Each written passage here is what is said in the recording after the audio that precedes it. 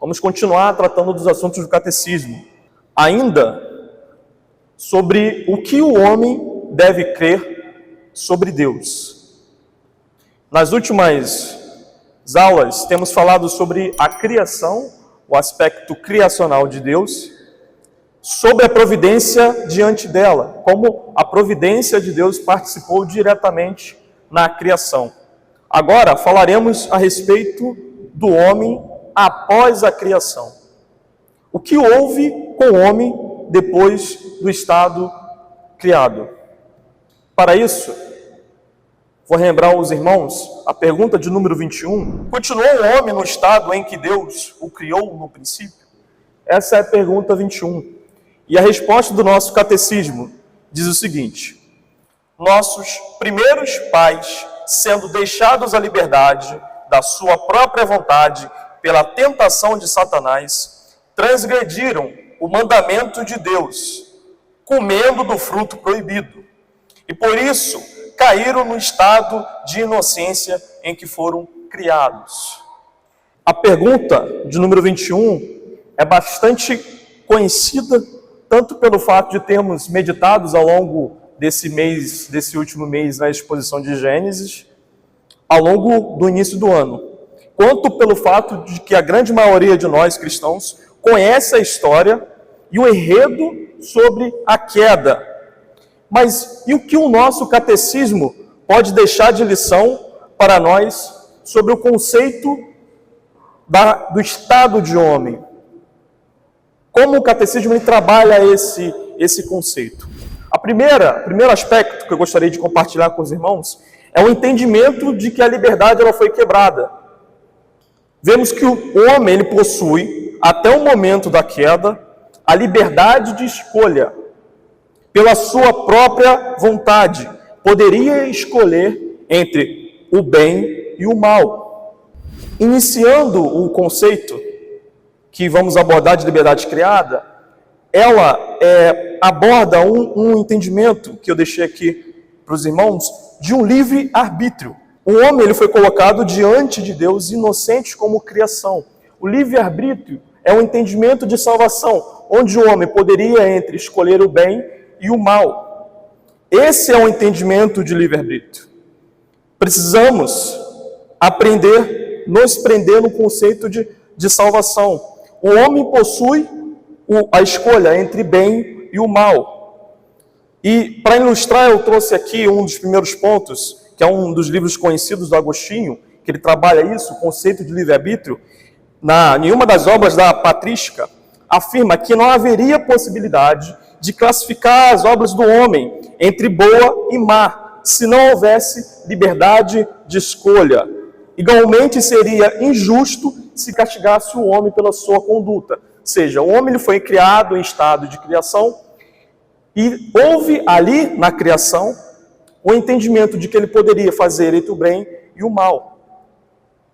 E no estado, a liberdade, quando ele teria o livre-arbítrio, ele escolheu entre bem e o mal, ele escolheu fazer o mal. Então, a partir desse momento, o homem tem a liberdade quebrada, a partir do momento que ele executa o mal.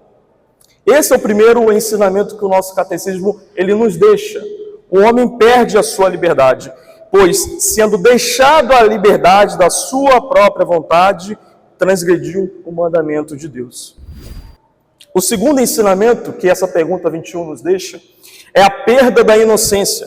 A partir do momento da transgressão, sua inocência foi retirada e o homem perde totalmente a liberdade que tinha pela sua vontade. A sua vontade antes, ele poderia fazer entre o bem e o mal. Agora, por não ser mais inocente, o homem só tem a tendência a fazer aquilo que é o mal. O homem passa a lidar com o constrangimento e a culpa que o pecado traz para si. E uma referência bíblica se encontra em Gênesis 3:22. O homem, ele perde a inocência. Primeiro entendimento, a liberdade. O homem, ele tinha liberdade. Ele tinha entre escolher o bem e o mal. Agora, ele perde a inocência. A partir do pecado, ele entra no sentido de perder a inocência totalmente. Ele sabe o que é o bem e o que é o mal, só que ele só deseja fazer o mal. E interessante que eu trouxe um ponto de ilustração, é a ideia de inocência que o catecismo ele nos traz.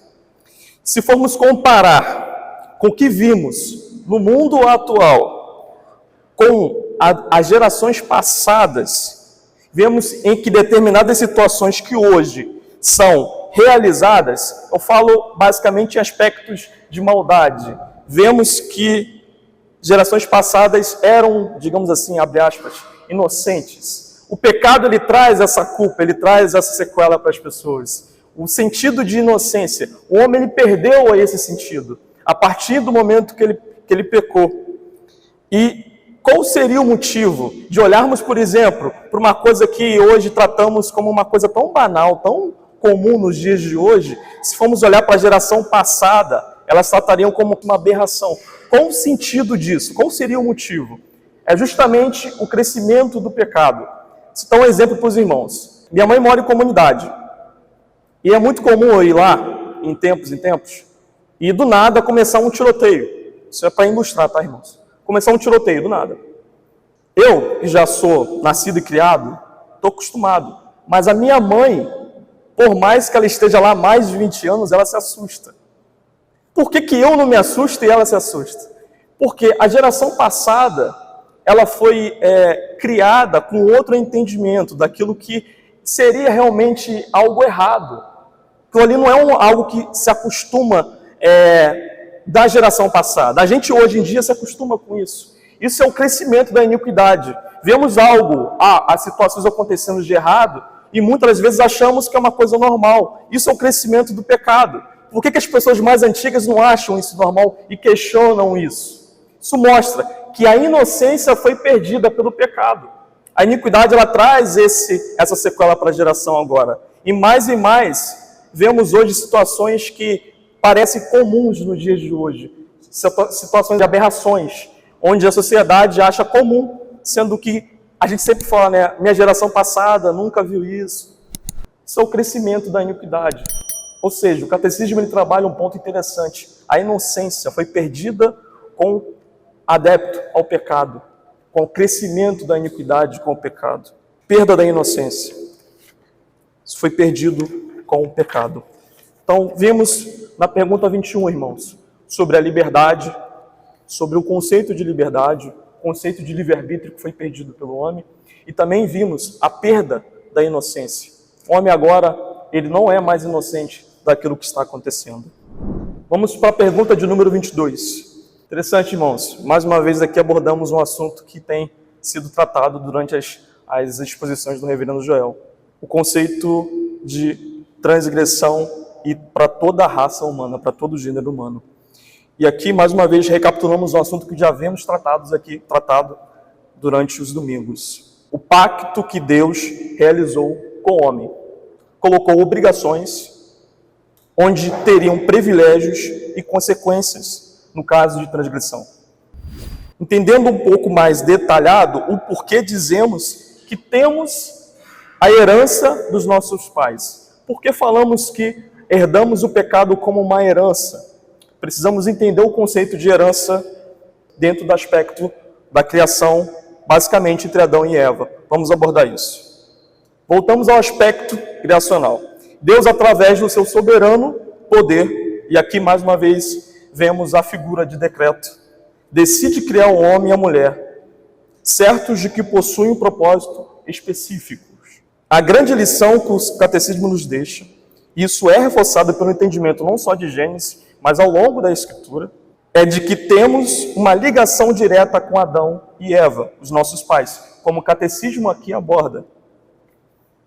A humanidade é representada pelos dois. E aqui vemos a figura de representação federal, como alguns gostam de citar. Entramos naquilo que é chamado de imputação. O pecado de Adão e Eva foi imputado até nós. Estava nas mãos deles toda a herança que a humanidade teria. Esse é o conceito de herança que carregamos. E sabemos o resultado desse fracasso que Adão e Eva cometeu. Um exemplo, como Gerhardus Voss, no livro que a gente está trabalhando ao longo da EBD, afirma, é a compreensão de como funciona um congresso parlamentar. Ele traz essa comparação que é bastante interessante. Dentro do Congresso Parlamentar, há a representação da população. Os deputados e senadores, todos eles são representação de nós, o povo, assim por dizer. Se um grupo de políticos, ou o governante em si, pode-se dizer, decide declarar guerra contra outro povo, você, eu, mesmo não concordar com a atitude desse político, desse parlamentar, sofrerá as consequências dessa decisão. Essa é a comparação que podemos ver nas atitudes de Adão e Eva. O pecado trouxe consequências para toda a raça humana. Eles eram os nossos representantes, a representação da humanidade. E Adão e Eva transgrediram. E como o reverendo Joel citou aqui, em últimas exposições, o pecado, isso é uma herança, irmãos. O pecado continuou e continua reinando na humanidade. Vemos gerações após Caim, como exemplo Lameque, continuou de maneira operante, pecando de forma desenfreada. Até chegarmos atualmente e vermos a mesma situação. O povo continua pecando de maneira desenfreada. E quando olhamos para uma geração pervertida e pecadora, qual é a origem que devemos enxergar? Esse é um grande desafio para todos. Quando vemos uma geração pervertida, pecadora, totalmente destruída, qual é a origem de tudo isso? A herança da transgressão dos nossos pais.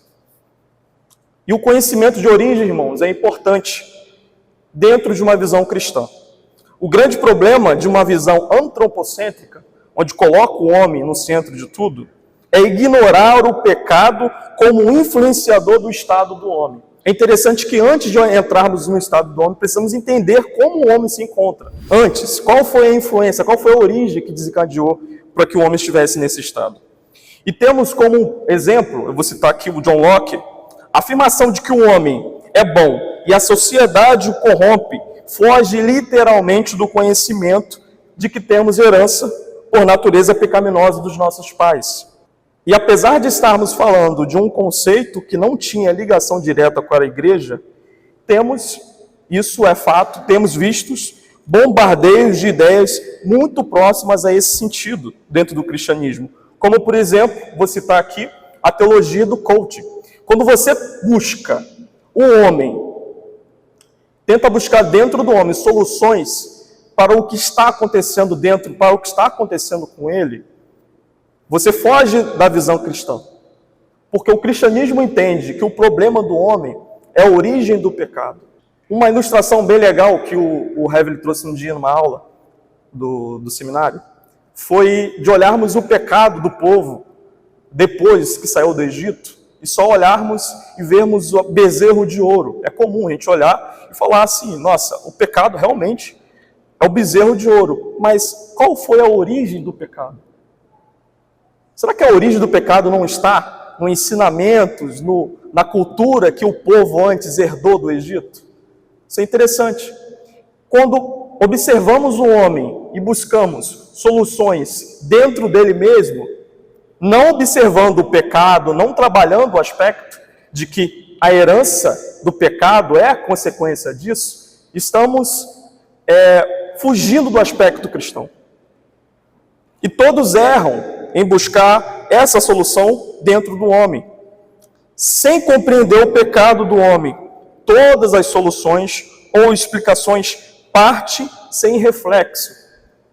Isso, irmãos, pode, de uma certa maneira, trazer um alívio transitório, mas não resolve o problema central do homem. É um problema, pode trazer uma transição, pode fazer com que o homem seja aliviado, mas não resolve o problema do homem. E aqui eu não estou falando contra a nenhum tipo de ciência humana. Mas o grande problema é você achar que o problema do homem está dentro dele mesmo. O problema do homem está no pecado. Não podemos achar a resposta do que está acontecendo somente no homem. Precisamos entender o conceito de herança do pecado. O aspecto que Adão e Eva trouxe de herança para nós. Sem isso, seremos falhos em buscar a solução para o homem. Algumas referências bíblicas aqui eu trouxe. Romanos 3, 23.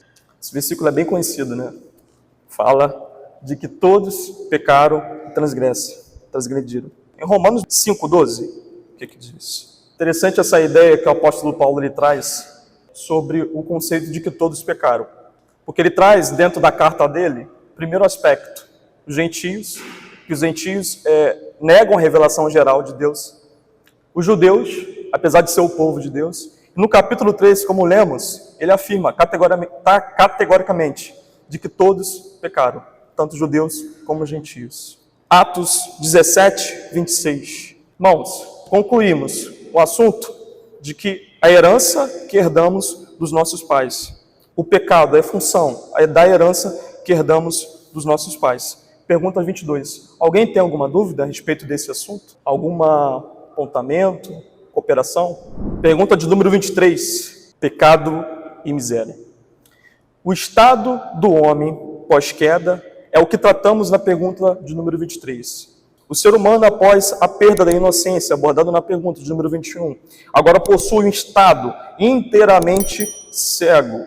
O pecado cegou gravemente um homem, de forma que ele não consegue reconhecer a si mesmo e achar respostas suficientes para aquilo que ele foi criado. Por isso é um sentimento de miserável, onde ele não consegue se achar autossuficiente. E aqui enxergamos que, no que conhecemos como depravação total, nesse aspecto, estado de pecado e miséria, reduziu um gênero de pecado e miséria. O pecado torna o homem totalmente depravado, ao ponto dele não conseguir ver o estado em que se encontra. E aqui é interessante, irmãos, para ilustrar. O homem está atolado no poço de lama, que é o pecado. E o estado dele, que é miserável, clama por graça. Somente quem nos criou tem a capacidade de nos tirar dessa lama. Somente Deus. Cego. Esse é um entendimento que Calvino aborda muito nas Institutas. O homem, ele não consegue enxergar. Tanto esse entendimento de cego, tanto do autoconhecimento. O homem, ele não consegue ter o autoconhecimento de si mesmo, porque ele está miserável e cego. Ele não consegue. Por isso Calvino afirma que somente quando Deus se revela através da sua palavra, a revelação especial, é que o ser humano consegue enxergar o estado que se encontra. O autoconhecimento, o conhecimento de Deus só se dá quando o homem olha para alguém superior a ele. Ele está no sentido miserável, ele está no sentido de redução, de pecado e miséria. Ele está atolado e ele não consegue enxergar esse ponto. Aqui, irmãos, uma referência bíblica para nós está inserida em Romanos 3, do verso 9 a 12. Conseguimos abordar bastante esse tema. Praticamente repetindo o que abordamos no capítulo anterior, depravação total. O entendimento de que o homem não consegue, por si mesmo, enxergar o estado de miséria, o estado de pecado que ele se encontra. E aqui, irmãos, fazer um adentro, distanciamos do pensamento dos nossos irmãos arminianos, que possuem o entendimento, isso com base no Sínodo de Dort. Talvez alguns vão falar assim, não é bem assim, mas com base nesse documento, entendemos que a depravação, ela não é parcial. A depravação, ela é total. O homem não possui a clareza, não possui um estado onde consiga se enxergar em que está. Ele não consegue se enxergar. Esse é um sentimento que nos dá, ao mesmo tempo, um pouco de aflição, nos dá uma revigoração, porque entendemos que somente Cristo, somente a obra dele faz com que possamos enxergar. Esse é um paralelo bastante interessante, que eu não sei, eu tinha colocado aqui. Eu vou abordar isso mais à frente, no aspecto prático. O aspecto da depravação total em si, ele é bastante interessante, porque ele vai trazer algumas lições práticas para nós, de grande valia. Para finalizar aqui, uma recapitulação básica que eu fiz, das 3 perguntas, 21, 22 e 23. 21, a queda do homem e a perda da sua liberdade.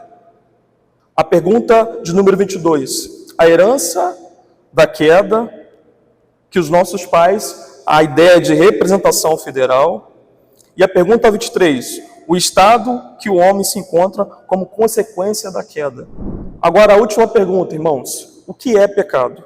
Pergunta de número 24. O que é pecado? E a respeito desse assunto, um ponto interessante. E aqui, por acaso, a gente viu a utilidade do nosso catecismo. O aspecto prático, né, que o catecismo ele nos dá. O que é o pecado? Talvez você pense, todos têm esse entendimento. Mas, vira e mexe, a gente vê outros irmãos, ou até nós mesmos, nos confundir com o entendimento a respeito do que é o pecado. E o pecado, ele é um exemplo em que vemos em determinadas igrejas, onde elas rotulam o entendimento de pecado, isso é interessante. Elas corrompem o entendimento de pecado, a partir de um entendimento pessoal, que foge totalmente da palavra de Deus. Isso aqui, vemos exemplos em igrejas, em outros lugares. O entendimento de pecado virou, talvez, um entendimento pessoal, né? Isso demonstra, irmãos, que o conceito, né, a compreensão da igreja, de modo geral, não está bem fundamentada. E o que podemos ver à luz das Escrituras? O que é o pecado? Pecado é tudo aquilo que transgride a lei de Deus, a vontade de Deus. É tudo aquilo. O pecado de Adão e Eva, apesar de para alguns ser de uma pouca expressão, por ser, falar assim, um fruto, alguém comeu o fruto, é a representação prática da transgressão. O pecado de Adão e Eva não iniciou apenas pelo fruto em si, sim pela ideia no coração de Adão e Eva, quando pensaram que poderiam ser maior que Deus, como a representação, né? A representação prática da transgressão é isso, o comer do fruto. O fato que o ser humano não pecou ao comer o fruto, mas antes em escolher ser dono do próprio caminho. O fruto foi a consumação do pecado e a representação para todos. E é muito comum, irmãos, acharmos apenas que o pecado, ele é um ato prático. Não, Cristo ele dá um novo entendimento. Se você pensou, você já pecou disso. Como ele fala para os fariseus, a ideia de adultério e outros, a ideia de ira, Cristo ele demonstra para nós que o pecado em si não é apenas um ato em que agirmos, mas é um ato de pensar, é um ato de poder imaginar alguma coisa. Esse é o conceito de pecado. Tudo aquilo que transgride da lei de Deus, aquilo que não pertence à vontade de Deus, onde ele proíbe expressamente isso nas Escrituras, isso é tratado como pecado. Por fim, irmãos, vamos aplicar alguns conceitos do que aprendemos na nossa aula de hoje. Primeira delas, o conhecimento de si, como citei Calvino aqui. Nos primeiros capítulos das Institutas, Calvino trata bastante esse assunto, o conhecimento de si. A falta de conhecimento de si mesmo está ligada diretamente à revelação de Deus. Só conseguimos saber quem somos se conseguimos enxergar o estado miserável em que estávamos. O apontamento do pecado é necessário para esses assuntos. Para entendermos o papel que Cristo exerceu sobre nós, precisamos buscar a origem da nossa contaminação. Precisamos entender a herança de Adão e Eva, a ideia de pecado. Irmãos, aqui um alerta, mesmo sendo regenerados, mesmo sendo testificados pelo nosso modo de vida, precisamos certificar que estamos de acordo com a boa vontade de Deus, sendo moldados com a semelhança de Cristo. E isso, irmãos, só é possível se sabermos o estado do homem.